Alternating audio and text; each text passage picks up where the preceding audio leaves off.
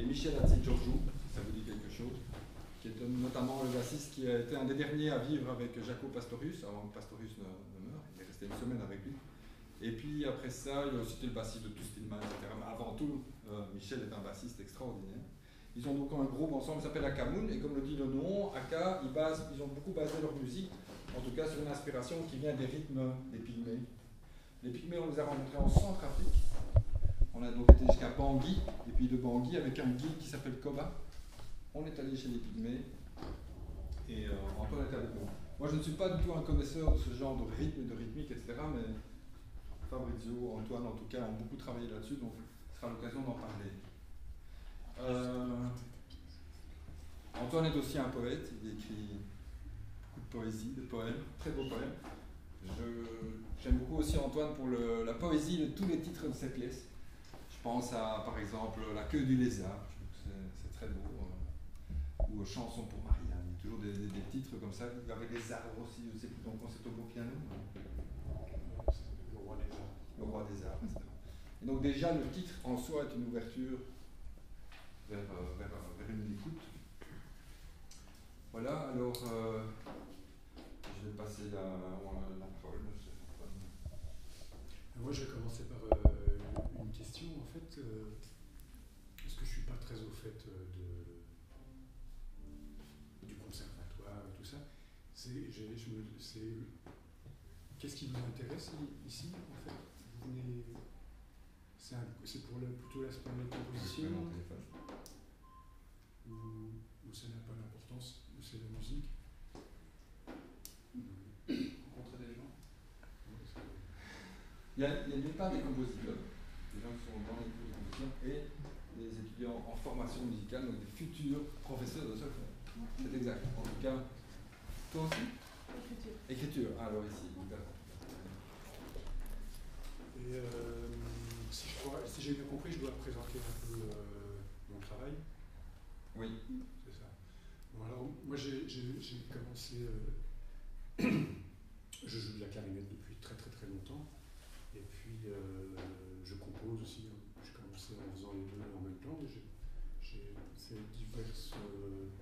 En fait, j'ai commencé la musique assez tard. Je devais avoir 14-15 ans. Et je me suis rendu compte qu'il y avait de la musique à ce moment-là.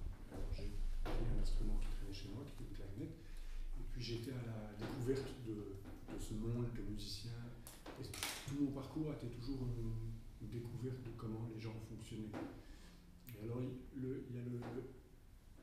partie du parcours était le fait de jouer avec des gens, de découvrir que dans le classique, ils lisaient des partitions, que dans le jazz, ils fonctionnaient dans la musique africaine encore. Chaque fois, chaque monde fonctionnait d'une façon différente. Et puis, j'ai quand même été toujours intéressé par l'écriture. Avant de faire de la musique, j'écrivais des textes. J'ai commencé à écrire un livre, puis j'ai abandonné pour faire de la musique. Et au fur et à mesure du travail, le fait de jouer et le fait de composer c'est séparé comme ça. Donc il y a eu toute une période où je faisais des groupes, où je réunissais des gens qui improvisaient, où je composais de la musique pour improviser, un peu comme on fait dans le jazz, la musique non classique. Et puis, comme l'écriture m'intéressait, j'ai un peu séparé les deux activités et j'ai commencé à écrire pour des gens qui disent. L'idée, c'était de pouvoir envoyer de la musique à des gens sans être présent, et vraiment faire une partition que des gens puissent jouer. Donc j'ai un peu séparé mes deux activités, ce qui fait que maintenant, d'une part, j'improvise pratiquement, j'ai moins d'intérêt à faire des projets où la musique est pré-composée, et de l'autre côté, j'ai séparé l'activité créatrice. Soit je joue, soit je compose. Et je trouve que c'est pas. Mais c'est mon parcours, voilà, c'est ça que. Donc je trouve que c'est un peu deux métiers différents, mais il y a des gens qui font les deux en même temps.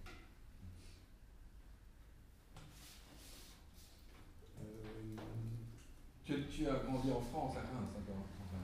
Oui. Un des premiers groupes que tu as eu, c'était 6 cylindres en V, je me rappelle, c'est ça?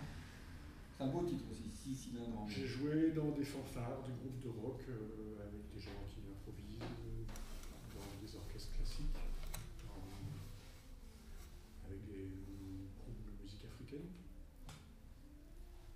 jamais considéré que la musique, qu'il y avait une musique plus intéressante qu'une autre.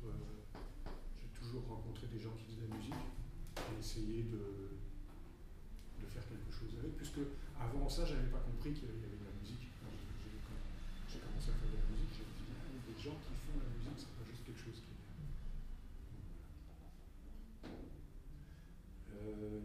Peut-être on va se concentrer, c'est plus l'écriture ici?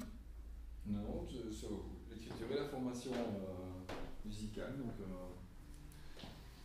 alors, au niveau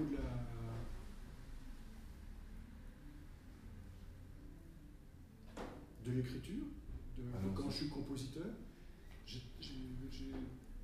une des choses qui m'a intéressé, c'était le rythme. Comment pouvoir... il y avait les trois aspects, quoi, l'aspect rythmique, l'aspect harmonique, l'aspect mélodique, de pouvoir gérer ça. En fait, c'est on est plus ou moins confronté à ça. Et alors j'ai travaillé ça un peu séparément. Quand on compose, il y a un endroit où on prend la responsabilité d'amener quelque chose d'un peu différent. Sinon, il n'y a pas... Et une fois, j'ai envoyé une partition pour piano à une pianiste, et elle m'a dit je préfère les Beethoven. Et ce que j'avais proposé, il y a un endroit où on ne peut pas... Oui, il y a plein de musiques qui existent, mais quand on décide d'écrire quelque chose, on doit faire quelque chose d'un peu... On doit apporter quelque chose, sinon on n'a qu'à recopier ce qui a déjà été fait. Donc il y a un endroit où il faut que... Vous pouvez écouter? Ça s'est éteint. Ça s'est éteint? Et alors, donc, il y a l'aspect rythmique où j'ai commencé à essayer de voir, de mon point de vue, qu'est-ce que je pouvais... Quel était mon point de vue. On a chacun de nous un point de vue personnel. Et on doit si on veut être créatif, on doit rechercher la particularité de comment on voit les choses. Donc j'ai travaillé rythmiquement qu'est-ce que je pouvais comprendre d'intéressant et comment je pouvais le traduire d'une part dans l'écriture et d'une part dans le jeu. Mais c'est pas du tout la même chose, de mon point de vue. Ça c'est une chose. J'ai fait un peu la même recherche au niveau harmonique, ça a toujours été un grand questionnement de comment appréhender l'harmonie, c'est-à-dire l'organisation des couleurs. Quoi. Et alors, quand je suis venu dans les écoles, que ce soit au conservatoire ou dans les écoles de jazz, en fait, il y avait au niveau harmonique, il y a comme ça une série de... C'est comme s'il y a un catalogue, soit on est dans l'harmonie classique, et puis on a un panel de couleurs, soit on va dans le jazz, et puis il y a un autre panel de couleurs. Si c'est modal, c'est comme ça. Assez rapidement, je me suis rendu compte que c'était cloisonné. On était dans une boîte et qu'on réussirait à en sortir. Et par contre, dès qu'on faisait quelque chose d'un peu différent, en fait, c'était mauvais. Donc, ça a été un problème pour moi toujours de trouver des solutions pour arriver à avoir un point de vue harmonique. Un point de vue des couleurs, de gérer les couleurs en utilisant les règles naturelles, mais qui ne soient pas. Mais en échappant à. Dans le jazz, on fait comme ça, dans le classique, on fait comme ça, dans la musique modale, c'est comme ça. Comme ça, des choses où, si on suit la recette de cuisine, on le fait. Et alors je me disais, ouais, mais. Et aussi, souvent dans la musique, au niveau de la composition, comme la composition, c'est quelque chose qui prend du temps. Donc, souvent, on commence à composer, et puis on prend un son, et puis on va se dire, bon, voilà, ça c'est la première chose que je fais, qu'est-ce que je vais mettre après? Alors on réfléchit, et puis on reste, qu'est-ce qui irait bien avec ça? Et puis le temps de la composition, c'est comme si, là déjà j'ai fait c'est déjà une composition. Le temps que j'ai passé, je suis resté sur la même note. Et ce qui fait que, assez rapidement dans la composition, je me suis rendu compte qu'au niveau du travail, les étapes sont assez longues. Ce qui fait que si on ne fait pas attention, la composition, si on fait attention ou pas attention, on a tendance à rester dans un univers. Et alors j'ai fait pas mal de compositions comme ça pour des groupes d'improvisation où le bassiste jouait dans une tonalité et puis il y a plein de choses qui tournaient autour, mais je me suis rendu compte qu'il y avait toujours, que ce soit d'ailleurs dans la musique classique, dans le jazz, il y avait toujours un centre, une base sur laquelle tout s'organisait mais qui ne bougeait pas. Donc ça c'est quelque chose qui m'a toujours tracassé, d'avoir un chemin, un centre, que le centre bouge. Est-ce que tu veux faire écouter quelque chose éventuellement? Quand tu me demandais on va y arriver. Ah oui. Et alors,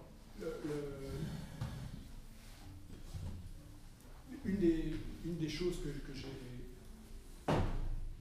avec mon expérience, qui fait que j'ai essayé de trouver autre chose que les règles de l'harmonie classique, ou de l'harmonie jazz, ou de tout ce que les gens faisaient, pour trouver un moyen que quand j'écris,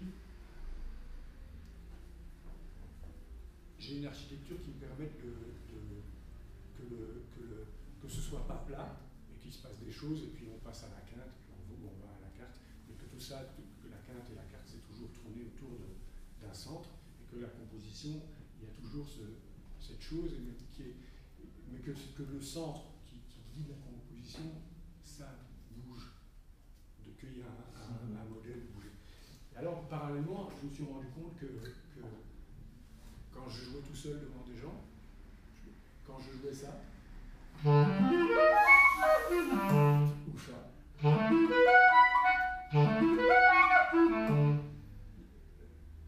ces couleurs-là, donc les quartes ou les quintes, si je fais tout un cycle de quartes ou de quintes, il y a des gens qui me disent ah c'est beau ça. Je me disais je joue juste les quartes et les quintes. Alors j'ai mis les deux ensemble.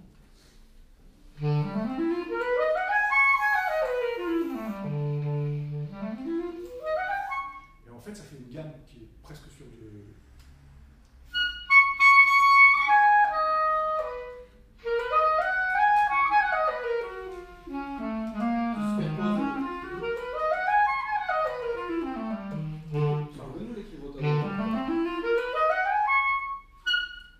Désolé.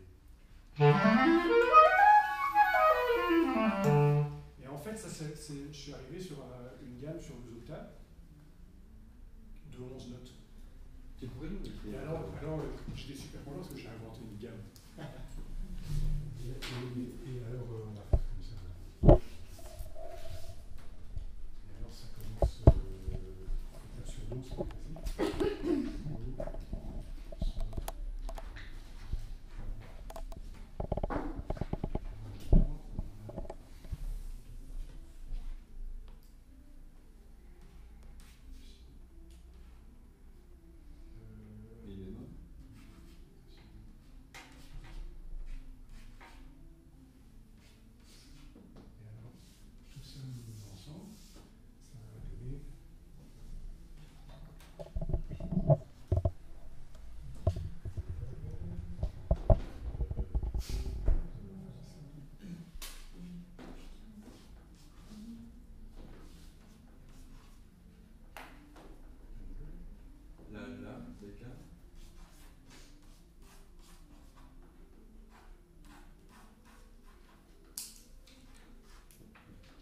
Et ça fait 11 notes alors? Ça fait 11 notes, on part de Do et on arrive 2 octaves et demi, etc. au-dessus, un demi-ton en dessous. Et en fait, si on fait si on continue comme ça fait tout le tour, et on a 12, c'est comme... alors ça s'appelle endécatonique, parce qu'il y a 11, c'est comme une gamme pentatonique, il y a 5 notes, et la gamme endécatonique, il y a 11 notes. Et alors ça donne un équilibre entre les quartes et les quintes. Alors, il y a tu as beaucoup travaillé sur cette gamme-là.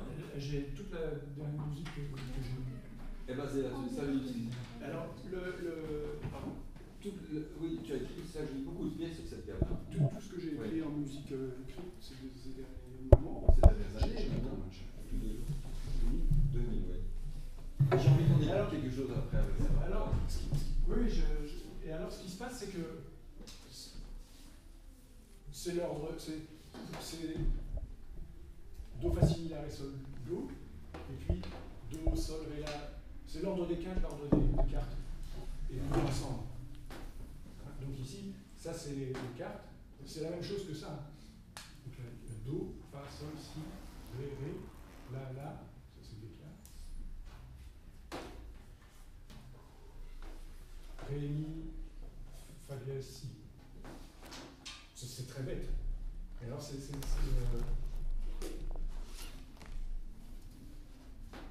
super équilibré. Et alors il y a une pièce où j'utilise ça, et j'utilise la rythmique de ça aussi.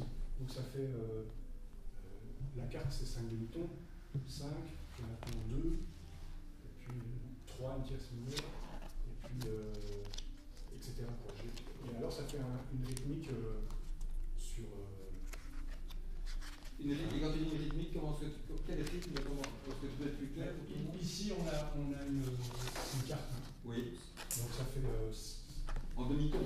En demi-ton, ça fait Do, Ré dièse, Ré dièse, Mi, Fa. Ça fait 5. Ici on a 2. un ton, donc on est à 2. Ici on a une tierce mineure. 3. Ça fait 3. Ici on a une tierce majeure. Ça fait 4. Et là ça fait 1. Un demi-ton. Et rythmiquement. Et puis là, après c'est en miroir. Ok. Ah oui. 5, et puis, bah oui, forcément. Et ça c'est dans le sens contraire. Ok. Donc on a rythmiquement, ça fait 5, 2, 3, 4, 1, 5, et puis le contraire. 1, 4, 3, 2, 5. Bah ça fait ça. 1, 2, 3, 4, 5. Et puis 1, 2. C'est là qu'Antoine est très fort. Tout ça. Vraiment, c'est des souvenirs. Et puis 4.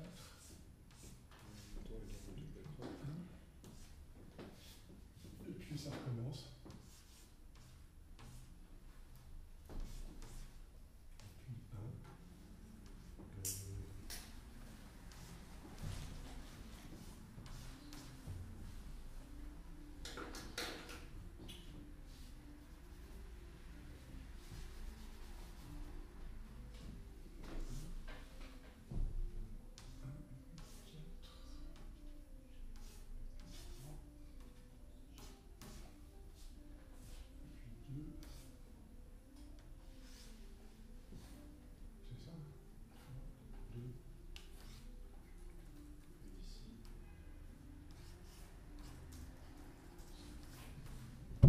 Ça donne un